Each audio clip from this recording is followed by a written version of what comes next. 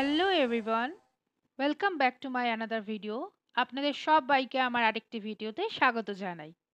এই ভিডিওটি বিগিনার্সদের জন্য খুবই গুরুত্বপূর্ণ একটি ভিডিও হতে চলেছে।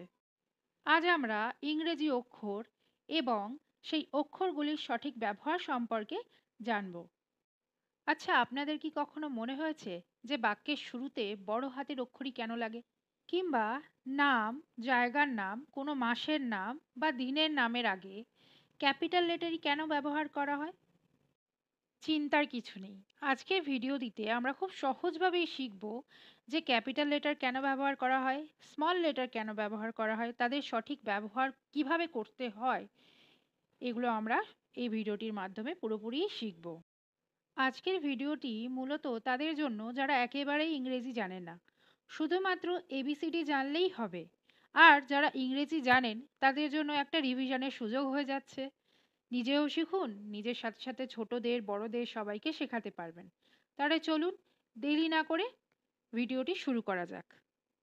ইংরেজি বর্ণমালায় মোট ২৬টি বর্ণ নিয়ে গঠিত, যা শব্দ ও বাক্য তৈরি করতে ব্যবহৃত হয়, এবং এই বর্ণগুলি দুইটি ভাগে বিভক্ত করা হয়: ক্যাপিটাল লেটার্স আপার কেস বা বড় হাতের বর্ণ, স্মল লেটার্স লোয়ার কেস বা ছোট হাতের বর্ণ।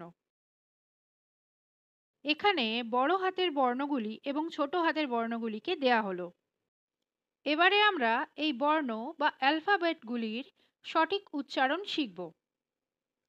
এ, B, C, D, E, F, G, H, I, J, K, L, M, N, O, P, Q, R, S, T, U, V, W, X, Y, Z.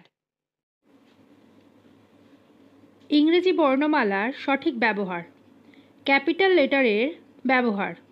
বড় হাতের অক্ষর সাধারণত গুরুত্বপূর্ণ শব্দ বা বাক্যের শুরুতে ব্যবহার করা হয়। নিচে ক্যাপিটাল লেটার ব্যবহারের কিছু গুরুত্বপূর্ণ নিয়ম দেওয়া হলো। ১ নম্বর, প্রতিটি বাক্যের প্রথম অক্ষর বড় হবে। She is my best friend, এখানে সি এর এস কিন্তু capital. What are you doing, এখানে হোয়াটের ডাব্লিউটি কিন্তু ক্যাপিটাল। টিপস: যে কোনো নতুন বাক্য শুরু করলে প্রথম অক্ষরটি ক্যাপিটাল লেটার হবে। ২ নম্বর, নির্দিষ্ট নাম বা প্রপার নাউনের ক্ষেত্রে, যেমন মানুষের নাম রাহুল, প্রিয়া, জন, ইম্মা; স্থানের নাম ইন্ডিয়া, লন্ডন, কলকাতা, তাজমহল; নদী ও পাহাড়ের নাম গ্যাঞ্জেস, হিমালয়া, মাউন্ট এভারেস্ট, এইগুলোর ক্ষেত্রে। টিপস: ব্যক্তি, স্থান, নদী, পাহাড় বা গুরুত্বপূর্ণ নামের প্রথম অক্ষরটি সবসময়ই ক্যাপিটাল লেটার দিয়ে শুরু হবে। ৩ নম্বর, ঈশ্বর বা ধর্মীয় শব্দের ক্ষেত্রে, যেমন রাম, গীতা, গড, আল্লাহ, লর্ড, জিসাস, কোরআন, বাইবেল ইত্যাদির ক্ষেত্রে। টিপস: ধর্মীয় গ্রন্থ বা ঈশ্বরের নামের প্রথম অক্ষর সবসময় ক্যাপিটাল লেটার হবে।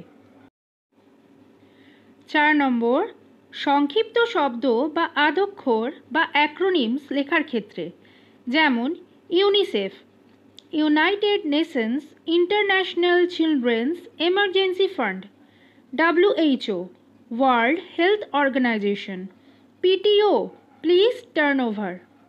টিপস: সংক্ষিপ্ত রূপে লেখা শব্দগুলির প্রতিটি অক্ষর ক্যাপিটাল লেটার হবে। ৫ নম্বর, মাস ও সপ্তাহের নাম লেখার ক্ষেত্রে, January, February, March; Sunday, Monday, Tuesday. Tips: সপ্তাহ ও মাসের নামের প্রথম অক্ষর ক্যাপিটাল লেটার হবে। ৬ নম্বর, পদবী ও উপাধির ক্ষেত্রে, যেমন doctor Rajendra Prasad, doctor APJ Abdul Kalam; professor Roy, mister Sharma, Mrs Das. Tips: নামের আগে কোনো উপাধি, যেমন মিস্টার, ডক্টর, প্রফেসর ইত্যাদি থাকলে তা ক্যাপিটাল লেটার দিয়ে শুরু হবে। 7 নম্বর, কবিতার প্রতিটি লাইন শুরু হবে বড় হাতের অক্ষর দিয়ে, যেমন twinkle twinkle little star, how I wonder what you are. এখানে টুইঙ্কলের টি বড় হাতের, আবার হাউ এর এইচ বড় হাতের। টিপস: কবিতার প্রতিটি নতুন লাইনের প্রথম অক্ষর ক্যাপিটাল লেটার হবে। স্মল লেটারের ব্যবহার: ক্যাপিটাল লেটার ছাড়া বাক্যের অন্য সব সাধারণ শব্দ ছোট হাতের অক্ষরে লেখা হয়। উদাহরণ: আ quick brown Fox jumps over the lazy dog. এখানে এর পরে যে শব্দগুলি রয়েছে সবই কিন্তু স্মল লেটারে লেখা হয়েছে। সেরকমই she went to school and met her friends. এখানে সি এর এস বাদ দিয়ে সব কটা ওয়ার্ড স্মল লেটারে লেখা। কোনো নির্দিষ্ট নাম বা গুরুত্বপূর্ণ শব্দ না হলে সাধারণত স্মল লেটার ব্যবহৃত হয়। ক্যাপিটাল লেটার এবং স্মল লেটারের সঠিক ব্যবহার জানা খুবই গুরুত্বপূর্ণ। এগুলো শুদ্ধ ইংরেজি লেখা ও সঠিক অর্থ প্রকাশে সাহায্য করে। ইংরেজিতে দক্ষ হতে হলে গ্রামার ও সেন্টেন্স স্ট্রাকচারের পাশাপাশি অ্যালফাবেট ইউসেজেও দক্ষ হতে হবে। আজকে আমরা ইংরেজি অক্ষরের বিভিন্ন ব্যবহার জানলাম। আশা করি ভিডিওটি দেখে আপনারা বুঝতে পেরেছেন কখন কোনটি ব্যবহার করতে হবে। আপনাদের এই ভিডিওটি কেমন লাগলো আপনাদের মতামত জানার অপেক্ষায় রইলাম।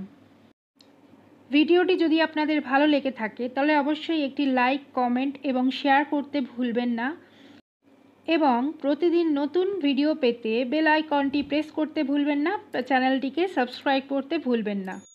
এমনভাবেই সহজ এবং মজার উপায় ইংরেজি শিখতে থাকুন, আত্মবিশ্বাসী হয়ে উঠুন। দেখা হচ্ছে আরেকটি ভিডিওতে। Thank you everyone, see you soon.